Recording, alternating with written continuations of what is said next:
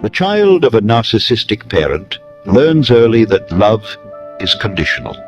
They quickly understand they'll only be loved for what they do, not who they are. They sense their parent cannot meet their emotional needs, so they learn to perform, excelling in sports, academics, or becoming their parents' confidant and emotional support. The child abandons their true self, morphing into whatever version their highly critical and opinionated parent deems worthy. Without a genuine sense of self, they become addicted to external validation. This creates a lifetime pattern of people-pleasing and self-betrayal. Their relationships turn transactional, always based on what they can provide for others. Deep within lies a profound sense of betrayal. They were loved, yes, but unconsciously used by the most significant person in their world. The anxiety, anger, and pain remain buried until they're finally ready to acknowledge these wounds. King Solomon used to love having his rings. He asked one of his servants, he said, I want you to go and find me a ring that when I look at this ring, when I'm happy, I will get sad. And when I look at it when I'm sad, I will get happy. So his servant told him, I will go out there and find this ring for you. This king told him, I'm going to have an event. It's going to be 3 months from now. I want to have it before the event starts. The gentleman went everywhere. Nobody understood what he wanted. It was 3 days just before they had the event, and he reached another town and he asked this ring maker, hey, King Solomon is asking for this ring. Can you please help me find it? The ring maker looks at him and says, I have something for you. The ring maker runs to the back and brings it to him and says, give this to King Solomon. The guy looks at the ring, gets extremely excited, and runs back to the kingdom. He arrived exactly in the middle of the party. As everybody's enjoying their time and laughing and having a great time with their friends, he goes bursts through the door and screams, King Solomon, the wise King Solomon, I have the ring. King Solomon is laughing. Let's see the ring. He looks at the ring and from a smile, he frowns. Everybody wondered, what does the ring say? It's the famous quote from King Solomon's book. This too shall pass. This too shall pass. When you're in hard time, just remember. This too shall pass. And when you're in good times, just remember. This too shall pass. Nationwide martial law. Everyone says it isn't possible. We don't have the manpower. But you're forgetting one crucial aspect in that logic. Share and repost because no one seems to get this concept.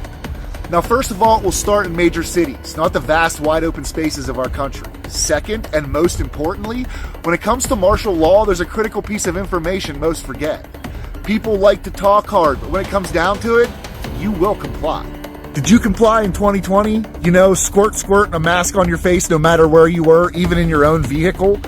I don't care if it was because of your job, your school, or your friends and family. You complied then, you're going to comply again. You will do as you're told, and you will snitch on those who refuse. The vast majority of the population proved that in 2020. Shaming people for not complying and altercations in public places nationwide because feelings were hurt that people refused to comply. You can lie to yourself and act hard all you want. It'll never change who you truly are. Turns out what the ancients were trying to tell us is that Earth is actually made up of two planets, one 6,000 years old and the other 4.5 billion years old. And these two Earths are of different energy states. One is a very high energy state, one a low energy state. In the scriptures, they're called a spirit Earth and a temporal Earth. One day, this day, right now, 21st century, they would come apart. Well, what do you mean come apart? Physically? Yes, physically, the higher vibrational Earth would become dissonant with the lower vibrational Earth, and they would separate, just like a human spirit separates from the human body. Earth is about ready to either go through birth or go through death. You're not predicting that planet Earth is going to split physically, are you? Not split down the middle. It's more like phase apart. Two whole planets will go separate ways in space. One higher vibrational, one lower vibrational. Literally? Yes. What does that do to all of us on this planet? All of us, obviously, are going to be divided. We are going to choose which Earth to go with. The ones that will align themselves with the higher vibrational, spiritual Earth will become unaware of the darker and more temporal, but more murderous spirit. And they will remain with their respective Earth. You know what happens often? You have a family system where you have a little neurodivergent kid who's the truth teller because they don't know what's socially inappropriate, so they say uncomfortable truths. They don't know they're saying anything wrong.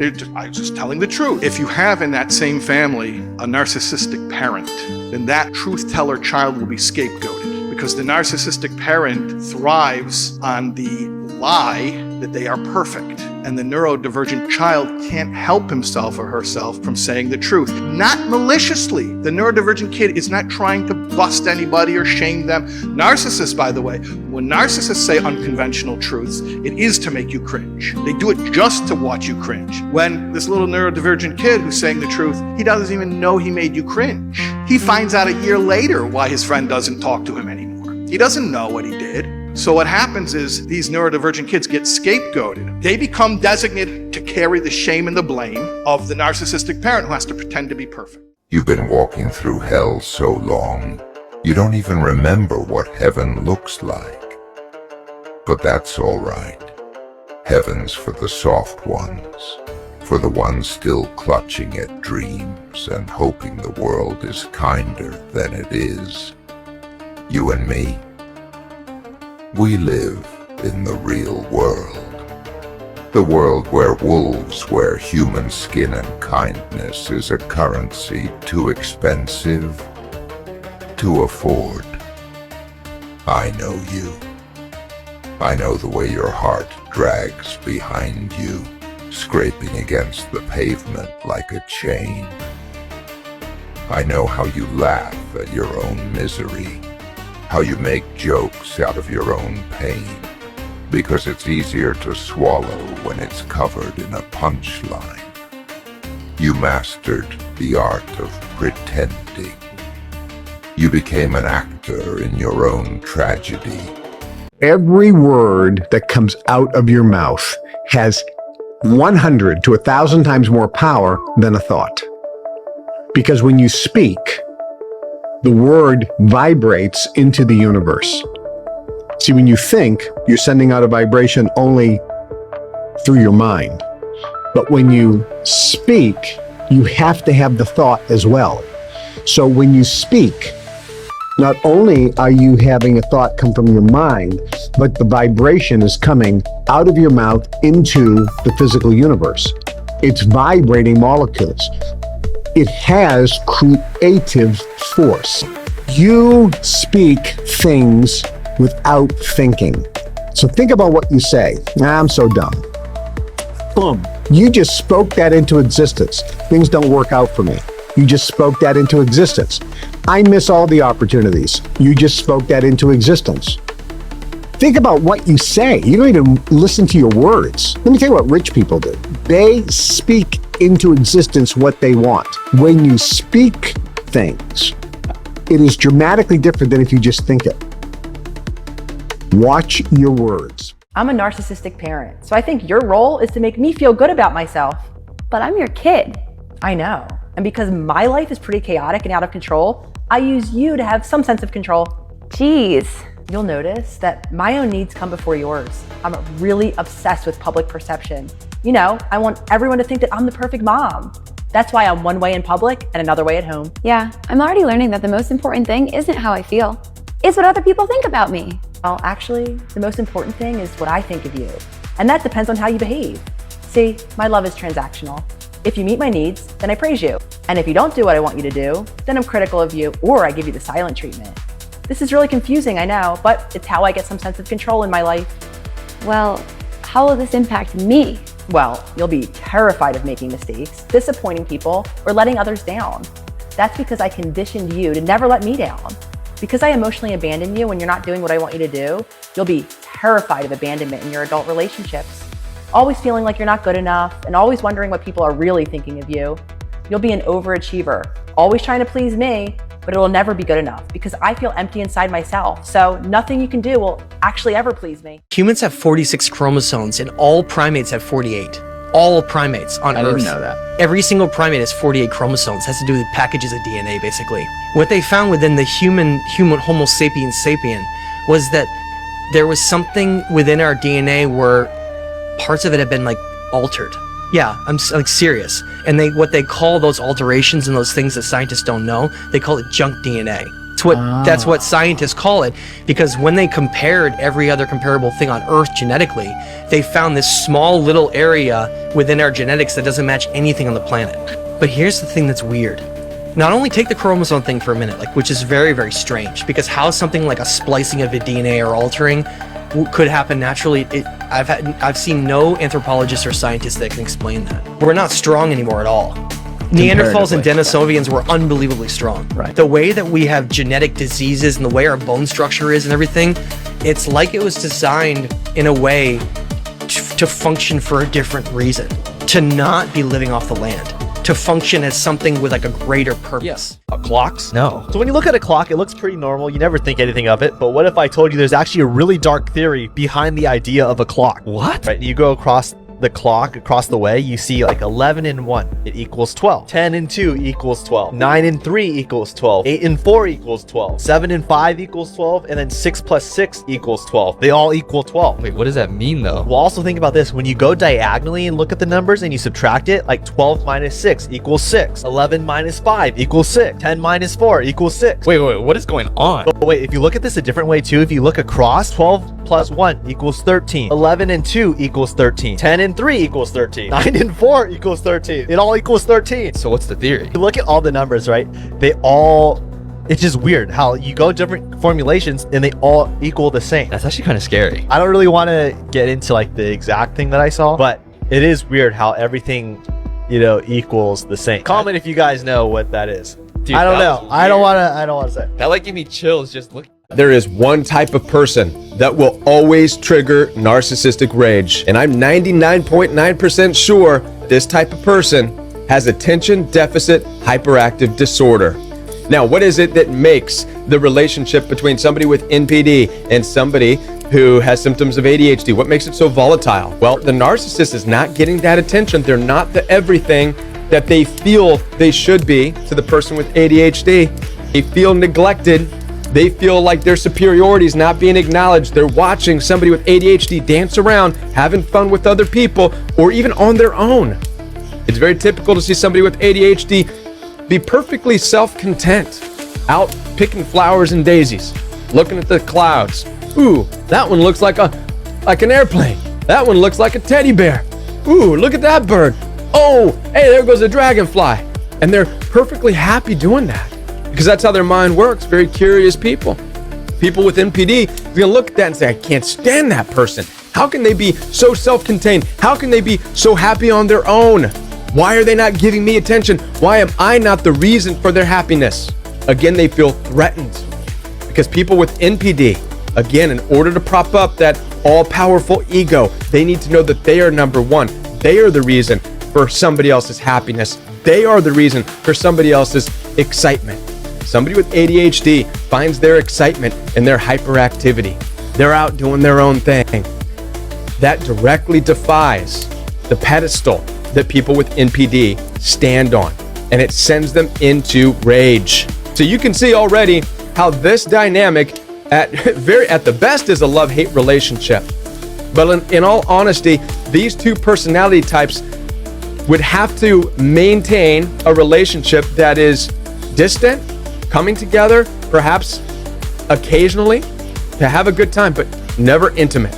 Not without an extreme amount of work and understanding that people with NPD wouldn't be willing to go through. Lots of counseling, lots of therapy to get them to understand that they don't need to be number one all the time. They don't need to be the superior one all the time, and they need to let people go to experience life the way they want to experience life. Despite, and people with NPD have a very difficult time doing that. They really believe they know everything and they have all the answers. So it's very difficult. People with ADHD would have to have a lot of therapy and a lot of sessions to be able to calm themselves down and be able to pay attention.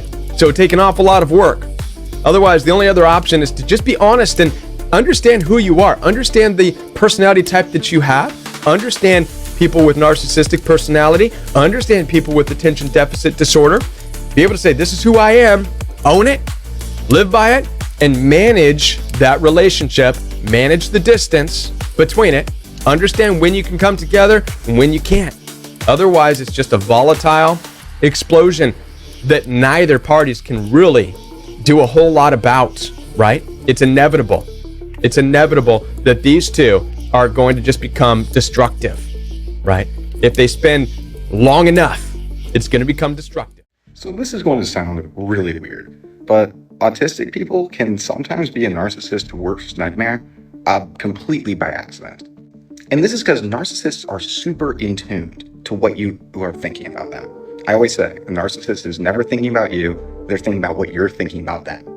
So we're constantly looking at your facial expressions, your body language, how you reply to us, what tone you're using. And every time I meet somebody who is autistic, I am completely taken off guard because I can't gather anything, and it bugs me. I hate not knowing what somebody is thinking about me. It's like anxiety inducing because somebody who's autistic isn't going to be expressing those things the way that I am used to.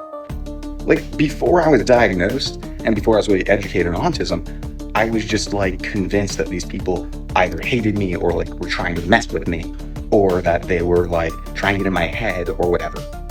Nowadays, I actually can like pick out autistic people pretty quickly just because I still get that anxiety of being so unsure of what somebody is thinking about me. And honestly, once I like fully understood autism, like I started very much enjoying the interactions. Still really fucking bugged by not knowing what they're thinking about me though. Oh my God. 5 signs. You're becoming the most dangerous version of yourself. 1. You say no without feeling guilty. Before, you used to over-explain or feel bad about rejecting people. Now, you just say, no, I can't, and let that be the end of it. 2. You stop giving second chances to people who don't deserve them. You used to believe in potential. Now, you believe in patterns. If someone shows you who they are, you believe them the first time. 3. You don't let people dump their problems on you. You're done being the emotional trash can for others while they ignore your struggles. You help when you can, but you don't let their problems become your burden. 4. You don't respond to disrespect, you remove access. Before, you'd argue, explain, or try to fix things. Now, you just walk away. No warnings, no drama, just distance. 5. You don't fear losing people, you fear losing yourself. You used to hold on to relationships that drained you. Now you'd rather be alone than stay somewhere that makes you feel unappreciated. If you are neurodivergent and you have a narcissistic mom, how you doing, honey? I don't think enough people talk about that. And if they do, I haven't seen it, so I'm gonna talk about it.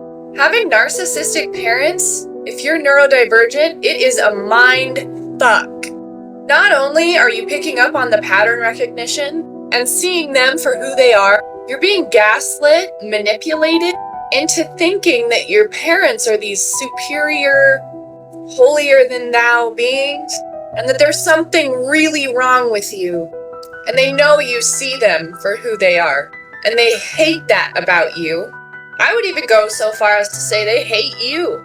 They don't like you around. They want to control the narrative of themselves. They want to make sure you view them the way that they want to be viewed. And then the way that they treat you in private versus how they treat you in public is also a mindfuck. Like, my parents were extremely abusive in private, but in public, they loved me. And I'm the oldest daughter of 5 little boys. Well, they're not little anymore, but 5 younger brothers. And I was the scapegoat.